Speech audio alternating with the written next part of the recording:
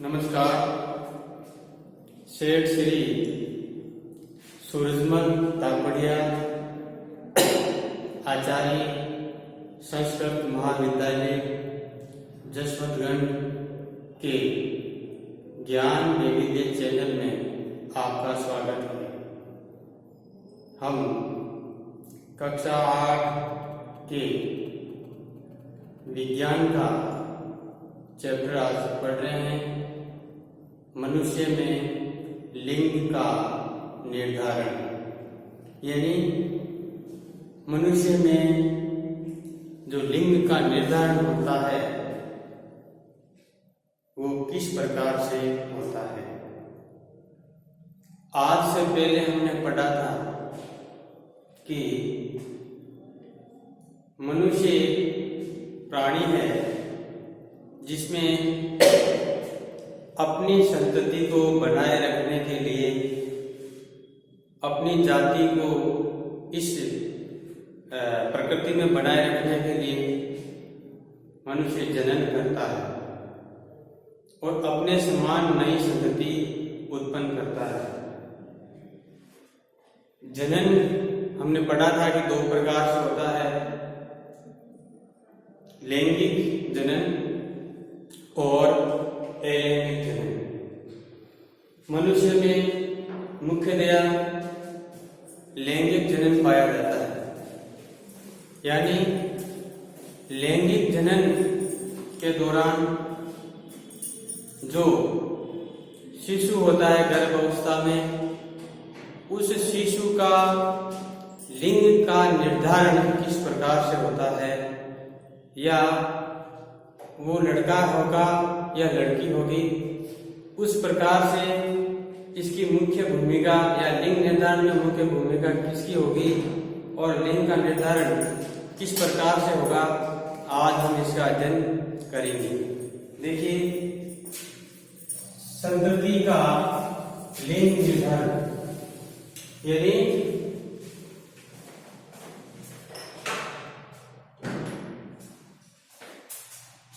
संतति का लिंग निर्धारण, यानी जो शिशु है उसका जन्म होता है, वो लड़का होगी या लड़की होगी, उसका लिंग का निर्धारण कैसे होता है, उसके लिए मुख्य जिम्मेदार कौन होता है, इसका हम अध्ययन करेंगे। लड़का या लड़की, ध्यान दीजिए, सभी मनुष्यों की कोशिकाओं के केंद्र पे 23 जोड़े गुणसूत्र पाए जाते हैं, यानी सभी मनुष्य के जो कोशिकाएं होती है उसमें 23 जोड़े, यानी कुल मिला के 46 जो है गुणसूत्र पाए जाते हैं। इन 46 गुणसूत्रों में ध्यान दीजिए, 46 गुणसूत्र पाए जाते हैं। इनमें से 2 गुणसूत्र लिंग गुणसूत्र होते हैं, यानी 44 प्लस XY या 44 प्लस XX, यानी 22 जोड़ी और 1 जोड़ी होता है XY, और इसमें 22 जोड़ी 1 जोड़ी होती है XY। ये होता है मेल में और ये होता है फीमेल में, यानी नर में और ये होता है मादा में। इन 1 जोड़ी गुणसूत्र होता है, इनको बोलते हैं लिंग गुणसूत्र, यानी ये ही गुणसूत्र होता है जो मनुष्य में लिंग का निर्धारण करता है। ध्यान दीजिए, लिंग गुणसूत्र 2 होते हैं, यानी 1 जोड़ी, कुल गुणसूत्रों की संख्या 23 जोड़ी यानी 46, उसमें से 1 जोड़ी लिंग गुणसूत्र है, 2 गुणसूत्र होते हैं जो X तथा Y होते हैं। स्त्री में 2 गुणसूत्र होते हैं, यानी लिंग गुणसूत्र महिलाओं में XX होता है और पुरुषों में X और Y होता है। ध्यान दीजिए, स्त्री में 2 X गुणसूत्र होते हैं, जबकि पुरुषों में एक X होता है और दूसरा Y होता है। युग्मक बोलते हैं अंडाणु और शुक्राणु को। हम जानते हैं कि अंडाणु का निर्माण महिलाओं में अंडाशय के दौरान होता है, जब यौन अवस्था प्रारंभ होती है तो महिलाओं में अंडाशय है जो एक अंडाणु का निर्माण करता है, और शुक्राणु का निर्माण वर्षण के द्वारा किया जाता है और शुक्राणु की संख्या नेचुरली होती है। अतः अंडाणु शुक्राणु में गुणसूत्रों का एक जोड़ा होता है। अनिषेचित अंडाणु या अनिषेचित अंडाणु में सदा X गुणसूत्र होता है। जो अनिषेचित अंडाणु होता है, बिना निषेचन का अंडाणु होता है, उनमें X गुणसूत्र होता है, परंतु शुक्राणु दो प्रकार के होते हैं। ध्यान दीजिए, हमेशा अंडाणु के अंदर X गुणसूत्र ही पाया जाता है। अंडाणु में हमेशा X गुणसूत्र पाया जाता है, जबकि शुक्राणु में दो प्रकार के गुणसूत्र होते हैं, या शुक्राणु में दो प्रकार के गुणसूत्र होते हैं, एक तो X होता है और दूसरा Y होता है। शुक्राणु में दो प्रकार के गुणसूत्र होते हैं, एक X होता है, दूसरा Y होता है। आगे देखिए, इस प्रकार से जब X गुणसूत्र वाला शुक्राणु अंडाणु को निषेध करता है, जब X गुणसूत्र वाला शुक्राणु अंडाणु को निषेध करता है, तो युग्मनज में दो X गुणसूत्र होंगे। युग्म में क्या बनेगा? दो X गुणसूत्र होंगे तथा वह मादा शिशु में विकसित होगा। ध्यान दीजिए, अंडाणु होता है वो हमेशा X होता है। अंडाणु में हमेशा X गुणसूत्र होता है। यदि इस अंडाणु से क्रॉस करेगा X शुक्राणु, यानी X अंडाणु वाले युग्मक X अंडाणु से X शुक्राणु क्रॉस करेगा तो युग्मक बनेगा, तो XY बनेगा, नहीं XX बनेगा। तो ये जो शिशु है वो मादा होगी, ये शिशु क्या होगी? मादा होगी, लड़की होगी। और यदि X अंडाणु से Y गुणसूत्र वाला शुक्राणु अगर इसे संयोग करेगा तो XY बनेगा, और ये जो नवजात शिशु होगा वो हमेशा क्या होगा? लड़का होगा। ध्यान दीजिए, शुक्राणु और अंडाणु को निषेध करता है, युग्मनज में दो X गुणसूत्र होते हैं तथा वे मादा शिशु में विकसित होते हैं। यदि अंडाणु को निषेचित करने वाले शुक्राणु में Y गुणसूत्र हो, यदि अंडाणु को निषेचित करने वाले शुक्राणु में Y गुणसूत्र है, तो युग्मनज नर शिशु में विकसित होता है। तो हमने ये देखा है कि जो लिंग का जो निर्धारण होता है, उस लिंग के निर्धारण में मुख्य भूमिका मतलब पुरुष की होती है, न कि महिलाओं की होती है। क्योंकि महिलाओं के अंदर X गुणसूत्र होता है और पुरुष के अंदर XY गुणसूत्र होता है, लिंग गुणसूत्र। अतः हम कह सकते हैं कि लिंग का निर्धारण करने की मुख्य जिम्मेदारी पुरुष के गुणसूत्र की होती है, न कि महिलाओं की। आगे देखिए, अतः जन्म से पूर्व शिशु के लिंग का निर्धारण, जब छोटा बच्चा जन्म लेता है उससे पहले शिशु के लिंग का निर्धारण उसके पिता के लिंग गुणसूत्र द्वारा किया जाता है। लिंग निर्धारण के लिए माता उत्तरदायी नहीं होती है, यानी जो लिंग का निर्धारण होता है, या लड़का होगी या लड़का होगा या लड़की होगी, उसके लिए उत्तरदायी पिता होता है, न कि माता होती है।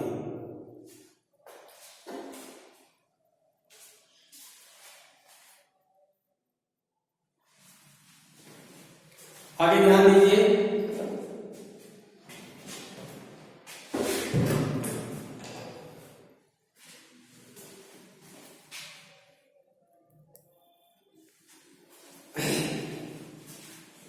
यानी लिंग हार्मोन के अतिरिक्त अन्य हार्मोन, बहुत सारे ऐसे हार्मोन हैं जो लिंग हार्मोन के अलावा और भी दूसरे भी होते हैं। ध्यान दीजिए, पीयूष ग्रंथि द्वारा हमने कल पढ़ा था कि जो पीयूष ग्रंथि एक ऐसी ग्रंथि होती है जो लिंग हार्मोन होते हैं उन पर नियंत्रण करती है, अतः पीयूष ग्रंथि को मास्टर ग्रंथि भी कहते हैं। पीयूष ग्रंथि के द्वारा स्त्राव हार्मोन जननांगों को उनके हार्मोन उत्पन्न करने के लिए उद्दीपित करते हैं। आप पढ़ चुके हैं कि पीयूष ग्रंथि एक अंतःस्त्रावी ग्रंथि है जो मस्तिष्क से जुड़ी हुई होती है। हमारी पीयूष ग्रंथि है एक प्रकार की अंतःस्त्रावी ग्रंथि है जो मस्तिष्क से जुड़ी हुई होती है। पीयूष ग्रंथि वृषण अंडाशय के अतिरिक्त हमारे शरीर में थायराइड, अग्नाशय और एड्रिनल जैसी कुछ अंतःस्त्रावी ग्रंथियां भी है। पीयूष ग्रंथि के अलावा हमारे शरीर में थायराइड ग्रंथि है, अग्नाशय ग्रंथि है और एड्रिनल ग्रंथि है। बुजुर्ग पहले को याद है कि एक बार जब डॉक्टर के बुआ के यहाँ गए तब उन्होंने वहां काका नाम के लड़के को देखा जिसका गला खुला हुआ और उभरा हुआ था। बुआ ने उन्हें बताया कि काका गार्टर नामक व्याधि से ग्रसित है जो थायराइड ग्रंथि का रोग है। कभी कभार ये गला है यहाँ सूज के ऊपर जाता है, ये एक प्रकार की बीमारी है, इसे गार्टर नामक रोग कहते हैं और ये बीमारी थायराइड ग्रंथि के कारण से होती है। यानी थायराइड ग्रंथि द्वारा जो हार्मोन स्त्राव होता है थायरोक्सिन हार्मोन, अगर वो हार्मोन का स्त्राव कम हो जाता है तो ये गार्टर की बीमारी हो जाती है। अतः मधुमेह से पीड़ित है क्योंकि उनका अग्नाशय इंसुलिन हार्मोन का पर्याप्त मात्रा में स्त्राव नहीं कर पाता। यानी कभी कभी मधुमेह बीमारी में होती है और मधुमेह बीमारी होती है कि इंसुलिन हार्मोन का स्त्राव नहीं होता, इंसुलिन हार्मोन का स्त्राव करती है अग्नाशय ग्रंथि। यदि अग्नाशय ग्रंथि द्वारा इंसुलिन हार्मोन का पर्याप्त मात्रा में स्त्राव नहीं किया जाता है तो मधुमेह नामक रोग हो जाता है। अतः एड्रिनल ग्रंथि के बारे में और भी बहुत सारी जानकारी है जो अपने अध्ययन में करेंगे। एड्रिनल ग्रंथि ऐसे हार्मोन स्त्राव करती है जो रुधिर में नमक की मात्रा को संतुलन बनाए रखती है। एड्रिनलिन नामक हार्मोन का स्त्राव भी करती है। एड्रिनलिन हार्मोन जो क्रोध, चिंता, उत्तेजना की अवस्था में तनाव के संयोजन का कार्य करता है। थायराइड और एड्रिनल ग्रंथि पीयूष ग्रंथि द्वारा स्रावित हार्मोन के माध्यम से प्राप्त आदेश के अनुसार ही अपने हार्मोन का स्त्राव करती है। पीयूष ग्रंथि वृद्धि हार्मोन भी स्रावित करती है जो व्यक्ति की सामान्य वृद्धि के लिए आवश्यक है और पीयूष ग्रंथि है जो वृद्धि हार्मोन का स्त्राव करती है जो व्यक्ति की सामान्य वृद्धि के लिए आवश्यक है। अब रेशम कीट के हमने देखा कि कीट और मेंढक के जीवन चक्र में भी हार्मोन का मुख्य योगदान होता है। यानी आपने मेंढक के बारे में पिछले अध्याय में पढ़ा था कि मेंढक में एक लार्वा अवस्था, मध्यवर्ती अवस्था पाई जाती है और ये हार्मोन की वजह से, अगर हार्मोन की वजह से ही ये लार्वा अवस्था है जिसका नाम होता है टेडपोल लार्वा और ये टेडपोल लार्वा है जो मेंढक में परिवर्तित होता है। देखिए रेशम कीट के जीवन चक्र में हमने देखा कि इल्ली को वैक्स शरद बनाने में अनेक चरणों से गुजरना पड़ता है।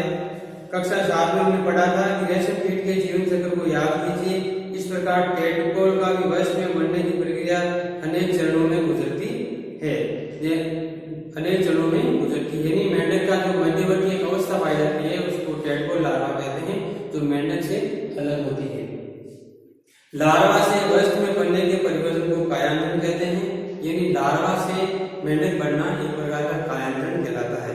कीटों में कायांतरण का नियंत्रण कीट हार्मोन के द्वारा किया जाता है और कीटों में जो कायांतरण होता है उसका नियंत्रण कीट हार्मोन के द्वारा किया जाता है।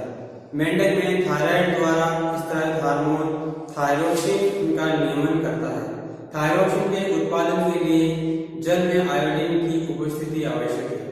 यदि जल में पर्याप्त मात्रा में आयोडीन है तो ही थायरोक्सिन हार्मोन का निर्माण होगा। यदि जल में टेडपोल वृद्धि कर रहे हैं, पर्याप्त मात्रा में आयोडीन नहीं है तो टेडपोल वैक्स अवस्था में परिवर्तित नहीं हो सकते।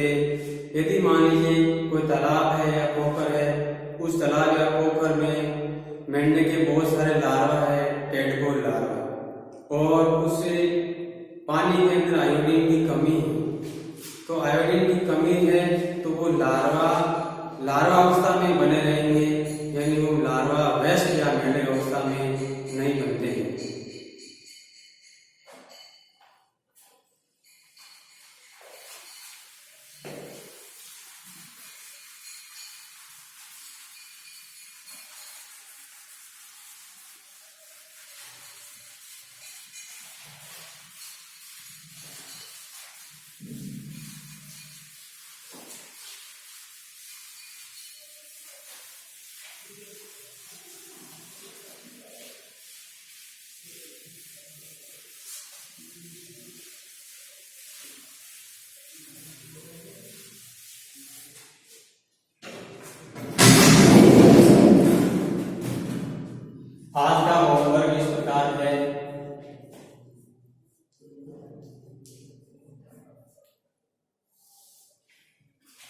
क्वेश्चन 1,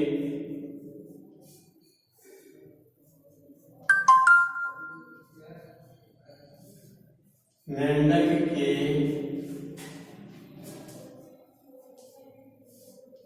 लार्वा का नाम लिखिए।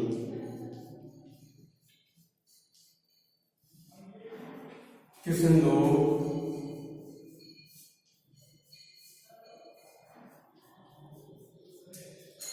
कायांतरण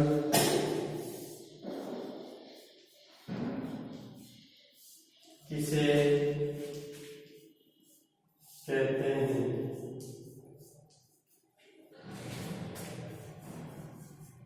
क्वेश्चन नंबर 3, गाइटर नामक रोग का लक्षण लिखिए।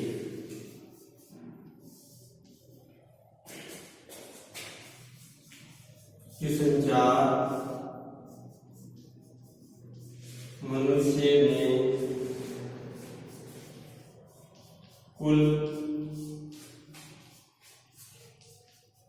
कितने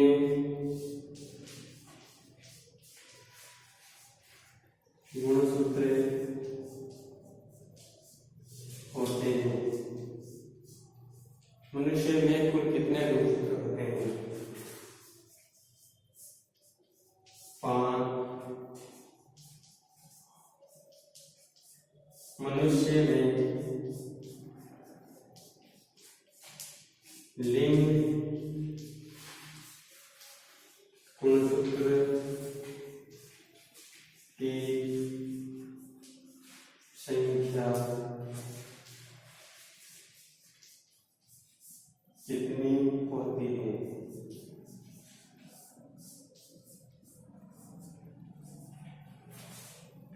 धन्यवाद।